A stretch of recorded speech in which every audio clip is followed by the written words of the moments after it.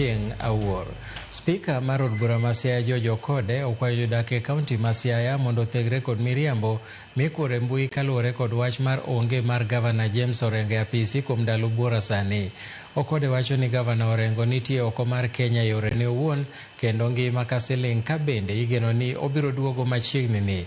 E twak mare kod jofwambo e boma ma Kisumo, Okode noyango ni onge tich moro amora ma kaunti ma Siaya mochung' kata obedo ni gavana onge apisi, ka bende okwayo jopiny mondo dinitgi ne jogo maloko wach e wi onge mar Orengo bedo siasa.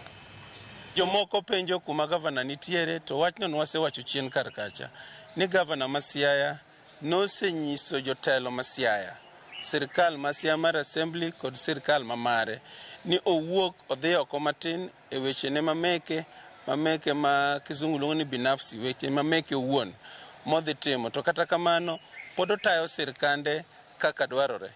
Gavana nyalo tayo sirkal kene ofis ma Siaya, onyalo tayo sirkal kene dalane Masiro, onyalo tayo sirkal ka entie Nairobi kata kumora mora ma entiere. Chik onge mondiko ni nyaka bedi mane ofis. To kata kamano, mae gavana mosebedo ka beti ofis kendo tiyo tijene.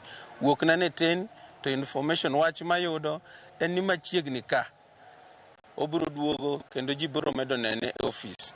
Bedo no onge ofis no komiyo ji ratiro mar fuong'o wach. Kawuono gavana otho, gavana to ngima. Kiny ne gavana okawo spika oketo mondo obed ng'ama ochung' makare.